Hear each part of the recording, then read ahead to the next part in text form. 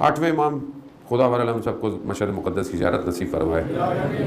عزیزان محترم، اب ہمارے پاس ظاہر ہے ہمارے ہاتھ خالی ہیں، دست خالی ہیں۔ بہت بڑے عالم دین بیان فرماتے ہیں کہ ایک عالم دین تھے، ان کے ہاتھ میں شفا تھی، جس مریض کو ہاتھ لگاتے تھے ٹھیک ہو جاتا تھا۔ ان سے پوچھا آیت اللہ وحید خراسانی نے کہ یہ کیسے ہوا؟ کہا کہ میں بہت مریض تھا، شدید بخار میں تھا، اور میں امام رضا سے متصل ہوا، توسل کیا۔ میں نے خواب میں دیکھا بیماری کی حالت میں ہوں، حرم امام رضا ہے، امام موجود ہیں، ایک خدام ہے درمیان میں، امام کے ہاتھ میں ایک کپڑا ہے، ایک رومال سا ہے۔ مجھے خدام نے کہا کہ اس رومال کو پکڑ لو۔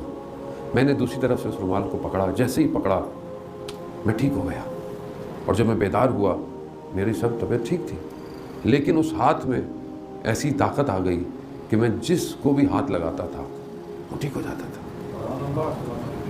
کہا کہ اور خود عالم دین کہتے ہیں اگر میں اس رومال کے بجائے خود امام کے ہاتھ کو پکڑ لیتا تو میں نہ صرف مریضوں کو بلکہ میں مردوں کو بھی زندہ کر سکتا۔